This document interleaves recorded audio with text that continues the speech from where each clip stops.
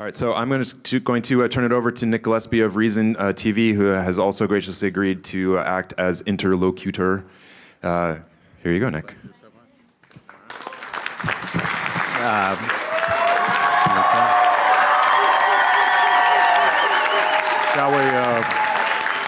Can we show solidarity, please? Put your mask up. Put your mask up, please. Yeah. Thank you. So to get right into it, as Matt, I want to thank Matt and Carla in particular, but all of you for everything you're doing with the Free State Project to create liberty in our lifetime. Edward Snowden, thank you so much for joining us. We're talking from the Liberty Forum of the Free State Project, which in 2003 created a project where they said we're going to get 20,000 people to agree to move to New Hampshire and make the state a freer and more interesting, more innovative and fun place. Recently passed the 20,000 mark, so the Great Migration has started. And at some point, I've been asked to welcome you to come to New Hampshire, to a free state, when you have time. And I've been told that, among other things, it will be a free and independent New Hampshire. They're even getting rid of the state liquor stores, and they're not going to have extradition with the rest of the United States. So hopefully you can join us. Let's talk about the story that's very much in the news now, the issue of Apple being requested by court order to unlock the cell phone of one of the San Bernardino shooters. You recently tweeted, "This is the most important tech case in a decade. Silence means that Google picked a side, but it's not the public's." Can you elaborate on that? And is Apple really on the public side? And how does strong encryption of personal communication, even when utilized by terrorists, strengthen freedom and liberty?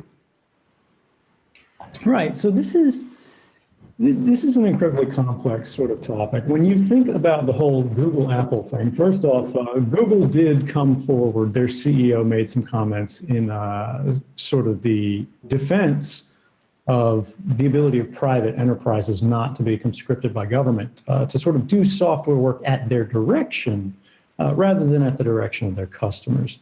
Now, it was very tentative, but hey, it's a start. And when we think about sort of Apple, you know, are they the big champions of liberty of individual rights? It's not really about that. We're not looking for the perfect heroes here, right? It's don't love the actor, love the act. And what we see is that what the FBI is asking for here, right, is in the wake of the San Bernardino shootings, which are, you know, of course, legitimate crimes. This is an act of terrorism, as it's been described. And they said, all right, we've got this private product out there that was designed to protect the security of all customers, not a particular individual customer, but it's a binary choice. Either all of us have security or none of us have security.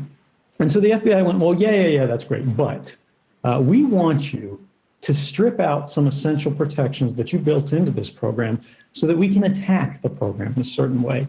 And as a technologist, this is deeply disturbing to me because I know that we've had laboratory techniques since the 1990s that allow us, I apologize, laboratory techniques since the 1990s that allow the FBI and other organizations that have incredible resources to unilaterally mount hardware attacks on the security of these devices, to re-engineer their software without compelling private actors, private enterprises, private individuals to work contrary to their will. Now, prior to this, there are important court precedents that have equated code to speech. It's an act of creation, an act of expression when you're programming something, which is no different than sort of writing a paper or building a house. These are things that are guided by your intention. And if the government can show up at any time to any house of any individual and say, regardless of your intention, regardless of your ideas, regardless of your plan, you don't work for you, you work for us, that's a radically different thing. And whether it's Apple or Google or anybody else, somebody else who at least challenges that assertion of authority and allows us to litigate that both in the courts and in the public domain. This is critical because prior to this moment, these things were being litigated in secret in front of a secret court called the Foreign Intelligence Surveillance Court, that in 33 years was asked by the government 33,900 times to authorize surveillance or reinterpretations of statutory law that are more favorable to the government that we never knew about because all of these decisions are classified. And in those 33,900 times in 33 years, the government got a no from this court only 11 times in 33 years. That's why it matters. Well, that's why I think this is important. Can I ask a follow-up question? And part of this is legal, but part of it is also kind of technological. I mean, is any communication really secure anymore? David Brin, 20 years ago, talked about the Transparent Society, about privacy is done, get over it. And if no communication is really secure anymore, is it a problem? Or is there a way to actually hold the government accountable or to restrain it, or corporations for that matter? I mean, is this beyond a question of government acting and corporate acting and individual acting? Because certainly Brin was writing long before Facebook and social media, where people are giving away, just oodles of information again and again. So, is any communication private anymore? And if it isn't, then what next? So this is again, a really complex question that we could talk for a lot longer than the time we have on. But the idea here is there are different kinds of surveillance, right? There's mass surveillance, which is typically done of communications in transit, right, as they cross the internet over lines that you don't own, but you don't have a choice not to use because of the nature of the modern communications grid. You can't say, I want my communications to only route over this network. Once they leave your home, once they leave your handset for your cell phone or whatever device you're using, it's out of your control and it gets routed invisibly across borders, across systems, across enterprises. The danger of this is that any one of these actors, whether they're corporate actors, whether they're governments, and we know for a fact that governments particularly are abusing this sort of capability, as they transit, if they're transiting electronically naked, that is unencrypted, anybody can read these. They can capture these, they can store these, they can do whatever they want with them, and there's no indication that it happened. So this is the property, of course, that spies like, whether they're corporate or state. It's that people don't even know that they're being spied on. Does this mean that they're right? Does this mean that there's nothing that works? No. There are ways to shelter the content of the communication, which is basically, if you think about what's in the email, what's in the order that you register with Amazon.com, or the call that you made on a voice over IP system, or the text message that you send through a certain app, they can no longer read that. All they can see, what you're doing is those communications that were electronically naked have now been closed. They've been armored in a kind of thing that means, they can't just kind of look under your skirt and see what's happening there. All they can see is that now there's a covered wagon sort of moving down the trail. That cover allows you to have some measure of privacy, but there's still a danger here, which is they can monitor the movements of the wagons. And this is what the government refers to as metadata. Right. How non-experts should think about it is me data. It's data about you. They're perfect records of private lives in the activities sense. They can't see what you're saying, but they can see who you're saying it to, when you're saying it, with what frequency. Intelligence agencies use this information to derive what we call the pattern of life of individuals. And it's very much the same as what a private eye would develop and create and store if they were following you around all day. They can't sit beside you at every cafe you go into because you'll notice, hey, that's the same guy that was there all the time, or why is this guy leaning over into my table to hear my conversation? But they'll be near enough to see who you're meeting with, when you got there, what the license plate of your car was, when you left, where you traveled to, where you slept at night. Now, this stuff is being done on a mass, indiscriminate scale to all of us, even today, in sort of after these reforms. The government stopped holding these repositories of data for a particular phone collection program, who everybody in the country calls. But they said the phone companies can still hold this information, and we'll just ask them for it. But for the internet, they haven't made any changes to those programs as a result. Now, when we talk about the direct factual challenges there are 2 points. One is armoring the in-transit communications. This is a principle called end-to-end encryption. Now, the founding fathers in the United States used encryption to protect their communications. Benjamin Franklin created a number of enciphering systems himself because he recognized that when great power has intensely detailed private information about the political activities of groups that are acting in manners that they would find inconvenient or burdensome, it's going to be a very short revolution and we would have lost. So they've sort of asserted means of defense. That is what is happening today for the internet as a standard. It's not targeted against the United States government. It's targeted against all actors who seek to subvert the intention of the users. We're trying to protect everyone everywhere across borders. We're not just fighting the NSA, right? This is about China, Russia, North Korea, Iran. Whoever you're afraid of, we can protect everyone from all of them by working together. Now, there is still that further measure of metadata, sort of me data, again, the private activity records, where how do we conceal the fact that a communication occurred, as opposed to the details that occurred within it.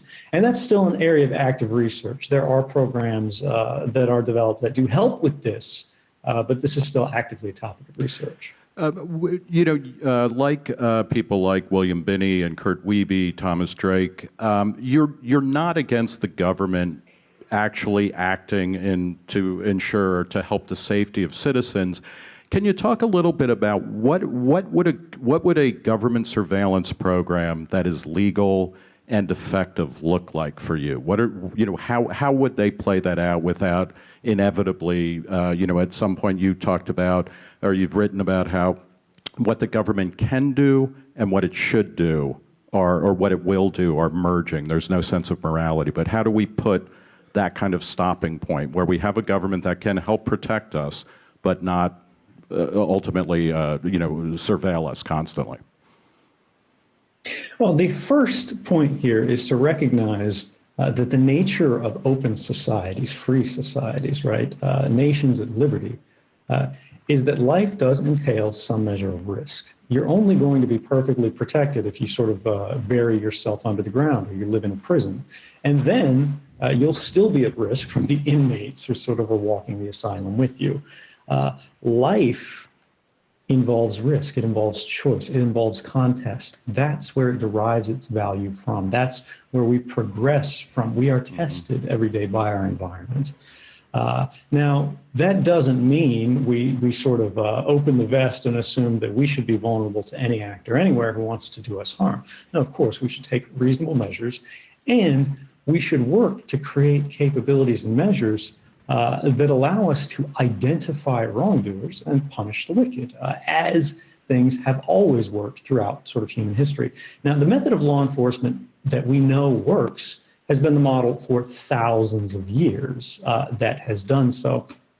And that is that we use what's called a particularity requirement, which is really what the Fourth Amendment is about in legal terms. The idea is we don't have a general warrant where the court says that anybody you think might be related to some class of activity, whether that's political or you want to call it radicalism or anything like that. You just go, well, we think they're like that, so we're going to look at them. Instead, you need some probable cause that you can demonstrate to a court, right? This isn't just a gut feeling. You have to be able to lay out the evidence that this individual is engaged in some kind of wrongdoing, that they are a criminal. And it meets a threshold that allows the court and the public sort of by proxy to go, the interest in sort of limiting these rights for this particular period of investigation for the public outweighs that of the natural right that we all enjoy to be left alone without reasonable cause. Now, this is what has changed in the wake of 9/11 and particularly what 2013 revealed. If the government is targeting a particular device of an individual, or they're trying to tap a phone of an office that they know is involved in mob activity, there's nothing wrong with that. That's what we've always done. We've done this for hundreds of years. We have to have those methods of investigation, but at the same time, pre-criminal investigation that is watching all of us all of the time, because we might someday become interesting, right? They want to go back in time and look at all the records that they collected in advance. The government calls this bulk collection, everyone else calls it mass surveillance. And say, well, you know, you've come to our attention today, but we know what you did on, you know, June 5th, 1992, and we don't like that. That's a problem because it radically reorders the balance of power in society. It is preemptively restricting our rights without any cause to do so, to create a sort of surveillance time machine that allows them to go back and say, no matter what you've done, we know what that was. We can analyze you, we can assess you. And why this matters is it's no longer justice, it's only order. And these are very different things. You know, 6 years ago, this month in 2010, in an Ars Technica forum under your unfortunate pseudonym, The True Hoo-Ha, you asked, did we get to where we are today via a slippery slope that was entirely within our control to stop? And I'm quoting you, or was it a relatively instantaneous sea change that sneaked in undetected because of pervasive government secrecy? You know, with what you were just talking about, how would you answer that question now? Was it, you know, are we frogs in a pot of water that's getting warmer and warmer, or was there a switch that was turned on, and that's how this happened? So first off, let me caveat as a privacy advocate. I've never publicly owned these posts. And this is not to say, you know, oh, these aren't me or anything like that. The individual in question who authored these posts seems to have a suspiciously large amount of correlating events in their life that match mine. But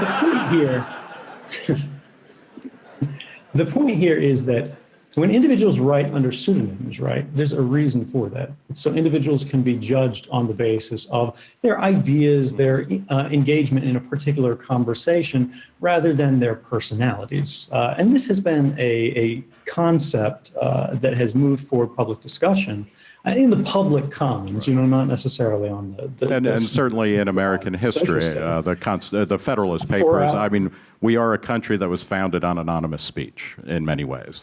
So you're you or whoever it was participating in a grand tradition. For the sake of argument, let's presume that individual was me. The idea here is, could we have arrested this slide? And at the time, contemporaneous to that, I think it was circa 2009, 2010, I was still working for the CIA, had just moved to the NSA, I believe. And I didn't have the same kind of comprehensive insights as to how the system had arisen. And of course, if I would have been in this position writing as this individual, the idea would be, well, we should have seen this coming, right? It would have been incremental. There would have been some public indications. But when you look at the public record of how sort of the institutions of mass surveillance occurred in the United States, they occurred under a veil of secrecy. And when officials were challenged by them, even under oath, even on camera, they lied about them. And this is something important. If we sort of rewind to that post-2013 moment, there were stories published in 2006 revealing warrantless wiretapping more, James Bamford in 2012. And when you look at sort of statements in front of Congress, they looked a lot like this between Representative Hank Johnson and former director of former director Keith Alexander of the NSA. Does the NSA routinely intercept American citizens' emails? No. Does the NSA intercept Americans' cell phone conversations? No.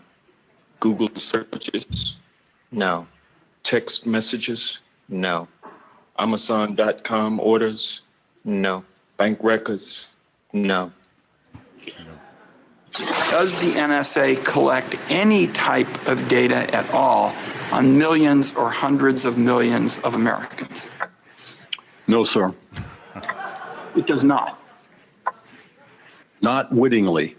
There are cases where they could inadvertently, perhaps, collect, but not wittingly. So this is sort of the challenge. Can we stop policies? Can we arrest them? Can we have a voice in them? Can we have a vote on them if they're intentionally and wittingly concealed from us?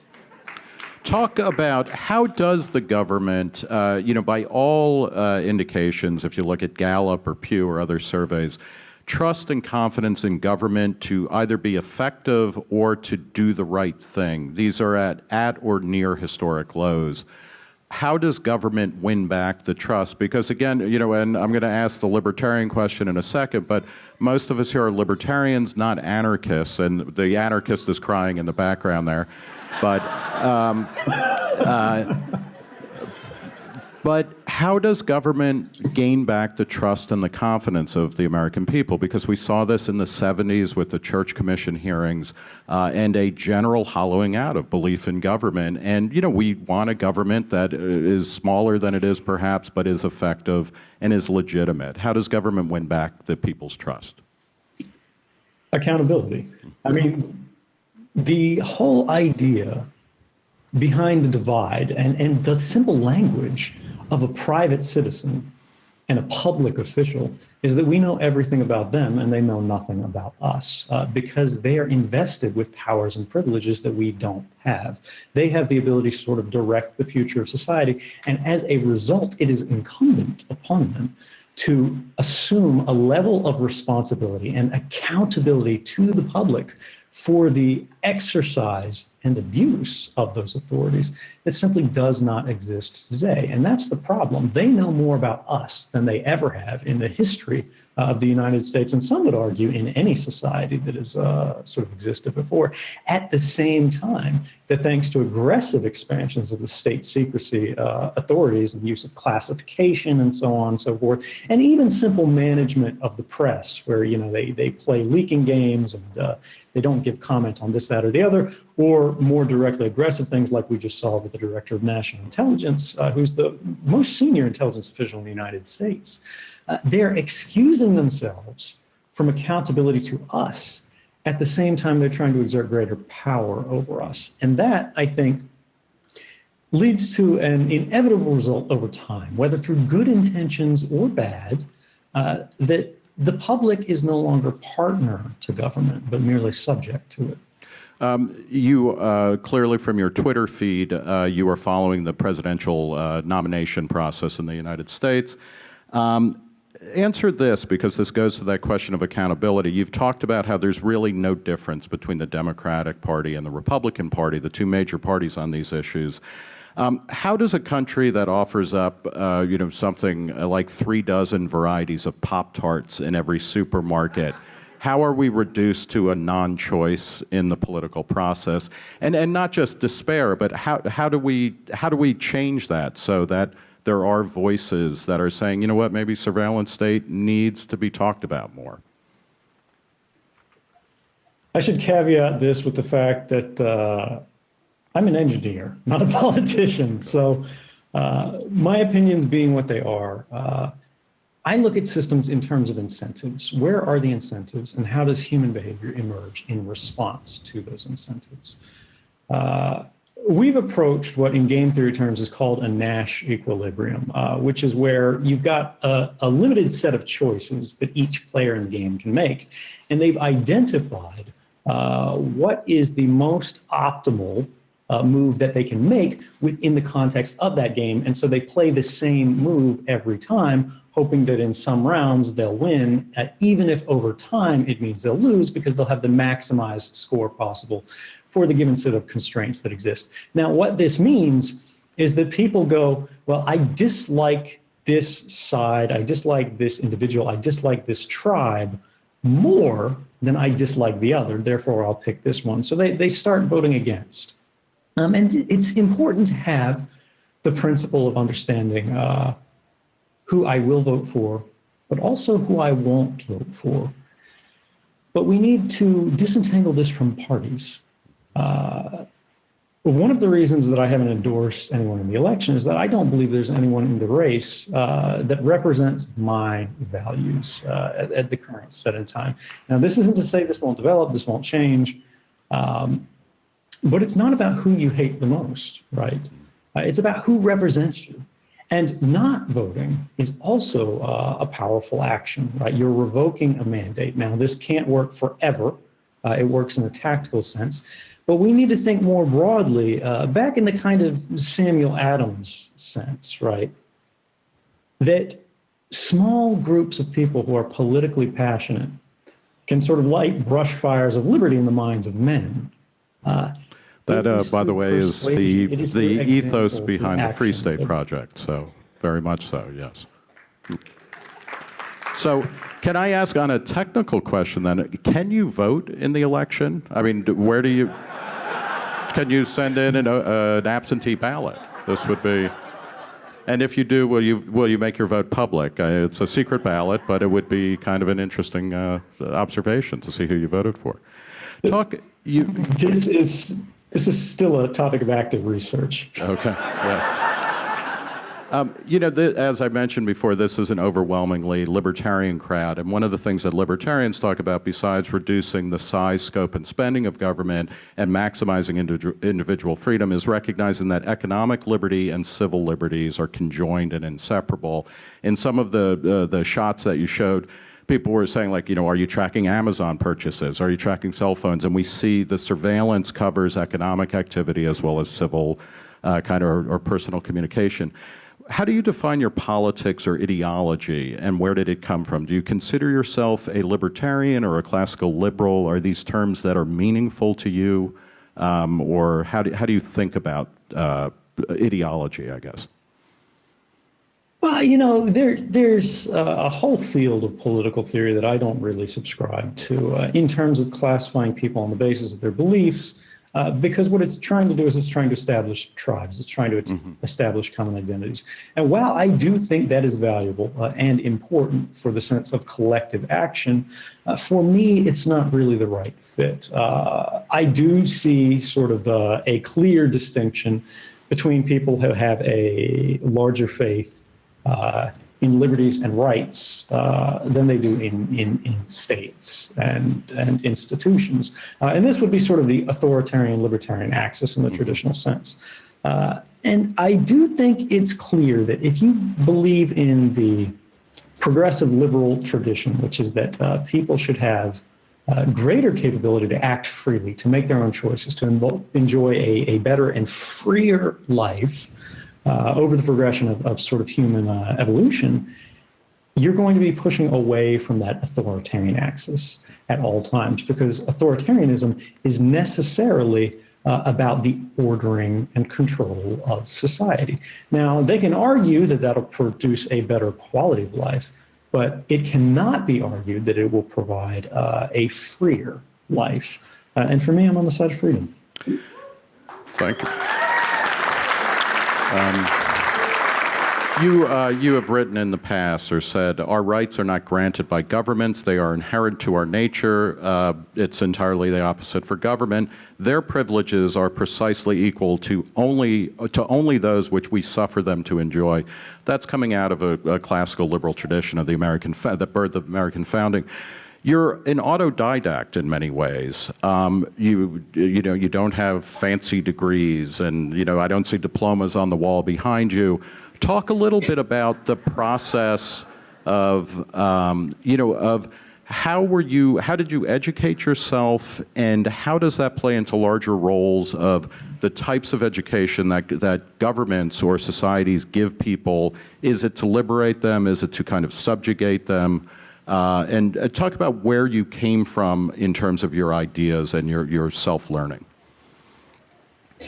I don't want to necessarily say that the modern education system is intended to subjugate people, but we do know clearly that it's overlaying a certain set of values upon everybody who's engaged in that system. Now, those values don't fit everyone, and one might say they're not even appropriate values for a broad and diverse sort of liberal body, particularly one which has to be able to cast votes in a self-informed, critically thinking way, rather than one where, you know, the majority of education is, this is the history of this party and that party.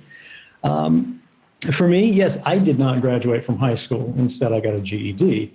And I don't have the formal education. Now, that's held me back in a lot of ways, in terms of just wanting to have some kind of formal education. It's difficult to go back and get later on, like chemistry, right? I'm really interested in chemistry, but lacking the formal education, it's just kind of a pain to go back and read the textbooks later on. At the same time, I have a very broad and diverse education on a number of different topics, and this has helped me in my professional career because I was much more conversant and fluent on a number of topics that ended up being very highly valued in the national security space that really aren't taught in school, particularly when it comes to sort of system security and anonymity online, in certain ways, how to combat that. This illustrates a key point, which has been reflected by other thinkers before. It's not original to myself, which is there is a very strong difference, a bright line difference between your schooling and your education. And we should all be careful not to let the one influence the other. Talk about, I mean, because you were working with people, and you've talked about this, who had similar backgrounds and technical skills, but then you brought a moral dimension to what you were seeing when you were working for the government or as a subcontractor. Did your education, I mean, is it a moral education that was lacking in the people around you, or was there something in the way that you learned that triggered that sense of saying, you know what, we all know this is unconstitutional or this is wrong, but it was you who decided to actually bring it to the public's attention? Well, I represented a different generation in many ways than the majority of sort of the institutional structure at the NSA and CIA because, of course, I was the new group in. But I was also sort of the first generation of children of the internet, right? When you think about where my biggest influence are in that context, my reading, my writing, while of course, yeah, we read the history, of course, yeah, we read the books and the traditions and the classics as well. Which classics do you get directed to, which come to your attention? That becomes part of sort of a zeitgeist debate that occurs all around the world. You have a much larger mixing of perspectives. And because of that, nationalism is, blind nationalism is less effective in many ways, because there's a very real difference between allegiance to country, allegiance to people, and allegiance to state, which is what nationalism today is really more about. The institution can come and go, but the people remain. And this kind of context is what differed. I brought a constitution in and put it on my desk because I had a personal interest in it and I thought it was relevant to the work. And there were a number of people that I worked with, coworkers and colleagues, particularly when I started raising sort of the alarm internally about these programs and saying something doesn't smell right here, who agreed with me, who were interested, who had different interpretations, who challenged back and forth, but who cared. And then there were others who didn't, who said the Constitution doesn't really matter, and who would literally say, you know, who cares about the Fourth Amendment, the Fifth Amendment, so on and so forth, the First Amendment. It doesn't really matter. This thing's from hundreds of years ago. It's no longer relevant. And look, we've got a job to do. There's bad guys out there, and we're going to decide who they are and what we're going to do about them. The problem with that I would argue, is how designations of national security are made in the first place. There's a real life case here that I think is relevant to a lot of people, where the FBI had a lead on an individual. They were a religious leader, sort of a community leader, that the government, the state, believed was in contact with or under the sway of sort of agents of foreign power. And this is common with all people who are involved in any kind of radical politics. If you challenge the prerogatives of state, they presume it's at the direction of another state, because that's simply how the thinking works. The Attorney General was briefed on the case. They said, yeah, let's wiretap this guy. even though he's a U.S. citizen, son of a popular cleric, fairly well known. And they put him on a watch list, said, in the event of a national emergency, martial law, FEMA and so on and so forth, we're going to detain this person because they're dangerous. They're a destabilizer. They are a radicalizer in the modern vernacular. And the FBI eventually made a determination that of all of the similar radicals in the United States, this individual was the most dangerous from the standpoint of national security. Does anybody in the room know this case? Do you recognize it? Yeah. And the determination was made 2 days after he gave the I Have a Dream speech. That is what a threat to national security looks like.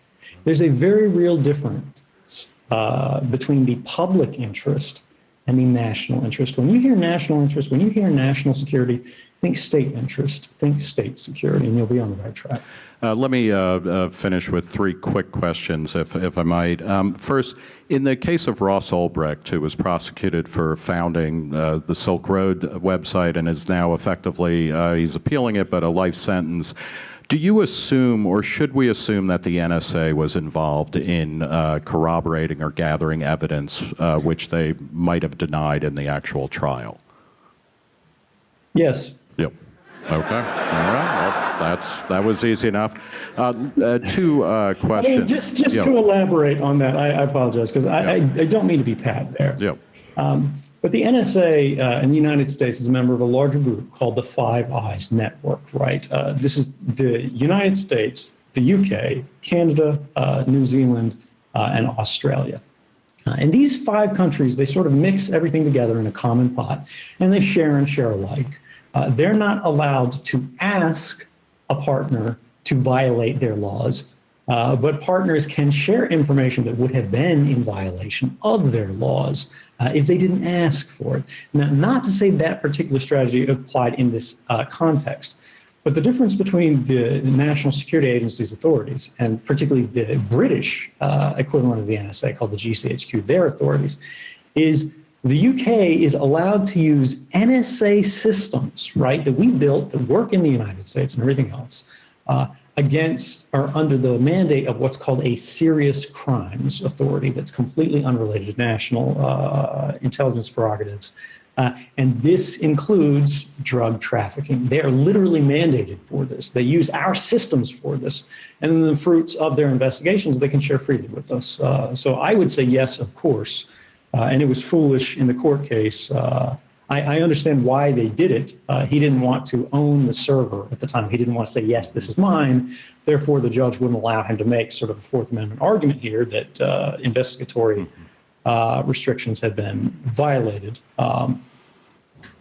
But it seems unthinkable to me that there was not an intelligence angle internationally that was involved in that case. Do we've talked about governments will do what they can do. Is there, with something like Silk Road, and you could throw in something like some of the activities of people like Kim.com and whatnot, will the government at a certain point, or will governments at a certain point, when they realize, the minute that Silk Road was closed, other sites crept up that were dealing in larger numbers and more traffic, will they give up? I mean, will they come up with a different way of either regulating or minimizing harm that might arise from this? Or will they always be perpetually chasing after and kind of trying to, and I mean this in the broadest terms possible, always going after kind of nickel and dime dealers in activities that they don't want? Or will they finally say, we can't really surveil everything, nor should we, and so we'll come up with a different way of dealing with technological innovation and human commerce? I'm not sure. Again, this is something that's quite beyond my expertise, but I would say there are models in history to look at, to sort of draw from. Look at the prohibition on alcohol. Eventually, crime groups gained influence, they gained power, and they were difficult to combat as a result. Therefore, the government reevaluated the policy and found that it would be more in line with their interests, not public interests, but their interests, if they ended that prohibition.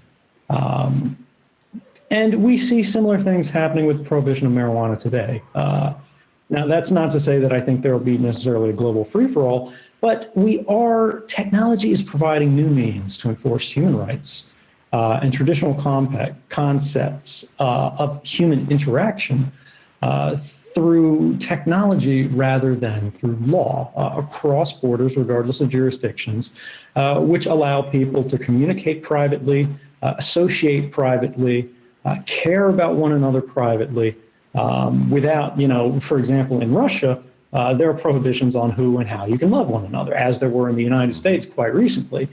And this kind of thing is being challenged in ways that I think will be difficult to subvert. Does this mean that sort of great powers are just going to, throw their hands up, give up, and walk away? I think that's unlikely. However, the individual is more powerful today than they ever have been in the past. And this is why you see governments that feel threatened by an individual like Julian Assange, who's trapped in an embassy, because despite the fact that they can control the physical location of someone, the power of the reliable sort of old bad tools of political repression are increasingly losing their weight. And the irony is not lost, where you're sitting in an authoritarian, an authoritarian regime, talking about how people are freer and more empowered than ever. So, that is an irony that I hope that people will cogitate on for a long time. Talk about, when we talked about the presidential election, what would a candidate have to do in order for you to say, you know what, that is the type of thinking on surveillance or on individual freedom and liberty from surveillance that I could get behind? What would they have to do? Again, this sort of political direction gets beyond my expertise, so I don't like to talk too much about that. But, you brought up an interesting point there about Russia that I think is actually important to contextualize. There's a lot of fair criticism, reasonable criticism that's like, hey, this guy's in Russia. It's important to understand that I never intended to end up in Russia. Originally, I was hoping to get to Iceland. After that, Latin America, when Iceland fell through. But the State Department canceled my passport, trapping me in Russia when I was initially en route, as soon as they heard I was in the air. And despite the fact that I've asked several times, they've refused to reinstate it, which is quite interesting. The United States, of course, criticizes me for being in Russia. At the same time, they won't let me leave. But be that as it may, there's a deeper point here, a philosophical point here about hypocrisy. Is it hypocritical to be somewhere else and not be concerned or as concerned with that locality as you are with your home? And I would argue that it's not. I owe my first duty, my first allegiance, my first loyalty to fixing my country before I try to solve the problems of the rest of the world, right? We've got to get our house in order first. That's not to say that I haven't criticized the policies of the Russian government, which I think in many cases are clearly indefensible, particularly when it comes to how they reach into the internet, how they reach into private lives, private homes, in ways that are not okay in Russia, they're not okay in the United States, and they're not okay anywhere. And this is something that I expect to continue, but the thing that I hope for the most, the thing that I care about the most, is let's set the standard in the United States that it has embodied traditionally, that is, we are the example for the rest of the world to emulate. We don't want people to hold us up as an example, as in today and recently this week, in this Apple versus FBI case, where Apple, by the way, just yesterday had a call with the press where they said no country in the world has asked us to provide the authorities that the FBI is doing today. We don't want Russia or China or North Korea or Iran or France or Germany or Brazil or any other country in the world to hold us up as an example for why we should be narrowing the boundaries of liberty around the world rather than expanding them. Thank you. Sadly, so that's another way of saying you definitely won't be voting in this election, I think. A final question, and this goes to, part of what the Free State Project is about, because it is a brush fire for freedom and for liberty, and it's 20,000 people, and even already with less than 2,000 people who have moved here, they've changed various types of laws and culture, which is as important of New Hampshire, which is already a pretty freewheeling place. You talked about being a kind of a child of the internet. Many of us are parents. Our children should read the internet in its entirety, but what are the places? No, and it is true, because it decentralizes knowledge, and you come across the serendipity of all sorts of perspectives, which is incredibly empowering and important. But how should children, what are the texts that they should read, or what are the practices that are good that would give them an independent, critical ability to kind of move into a world which is both nationalistic in a good sense. You're an American, and you seem to be still proud of being an American, and there's something there worth preserving, but there, so we can be nationalists but not statists. Where do we go on the internet? Where should we be asking our children to spend some time? I think it's less important to go to specific texts as to demonstrate how specific texts are written. If I were a parent trying to help my child understand the internet, the key exercise that I would do is I would go look at cases that are super partisan today, right? Extraordinarily charged. And I would get two radically different rewritings of the same story, and I'd make them read both. And I do this on a number of different things to show, because this is something that a lot of older people fall prey to who aren't so familiar with the internet, and they just get their news from their single landing page portal or whatever. And also young people who get super filter bubbled because they sort of opt into communities that create sort of a groupthink where it's always people who are agreeing with what they say, which was not available in the same way 20 years ago on the internet and 10 years ago on the internet, really, where there weren't walls that were quite so high separating communities. And the idea here is to show that the truth lies spread across the abundance of sources. The beauty of the internet is that you no longer have to rely on a single source. You no longer are vulnerable to the broadcast. That is, this is sort of the voice of truth, this is the voice of facts. But it's important to understand that the sources that you prefer can still be wrong, even if they've got the right principles, the right ideas, the right values. Getting the facts right matters more than anything else. So this, you're talking about the internet really as the fulfillment of the Enlightenment project of kind of competing versions of truth in a marketplace of ideas, and an understanding about the construction of knowledge and truth rather than its self-evident presentation without argument following. You can just nod. Yeah. So, okay, well, let me, for a final question, what would be the conditions under which you would voluntarily return to the United States? Are there concerns, or rather, are there terms that you would be happy for? And this is something, again, not to harp on politics, because all of us, I think, are living our lives beyond politics, but that's one of the things you hear, like, well, you should come back and, have your day in court, et cetera. But what would be the conditions under which you might return? Right, so this is interesting. It's actually evolved quite a bit. Originally, I volunteered myself for prison, but I said that I wouldn't allow myself to be held up as a deterrent to other people who were trying to do the right thing. And that was fundamentally contrary to what the government wanted to do. Of course, they wanted to sort of nail a scalp on the wall as a warning to the others.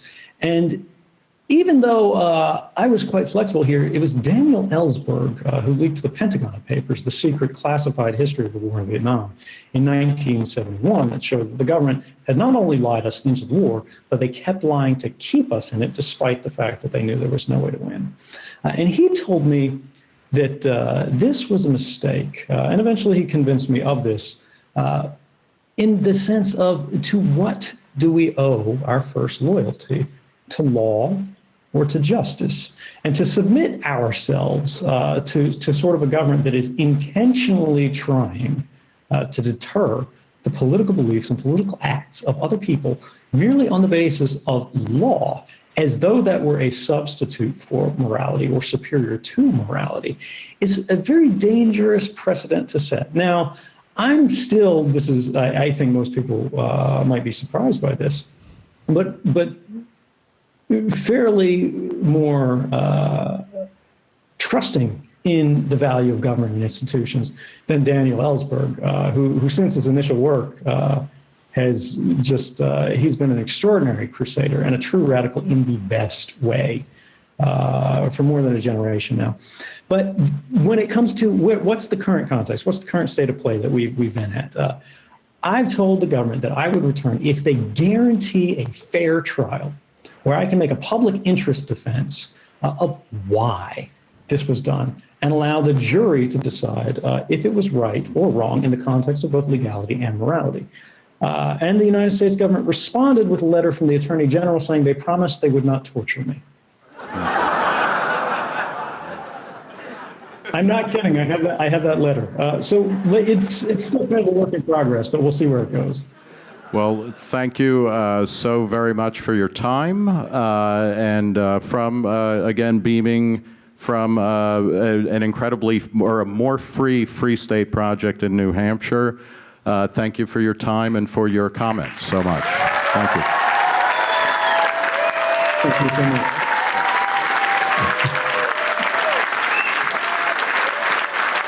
Thank you. I look forward to seeing you in New Hampshire.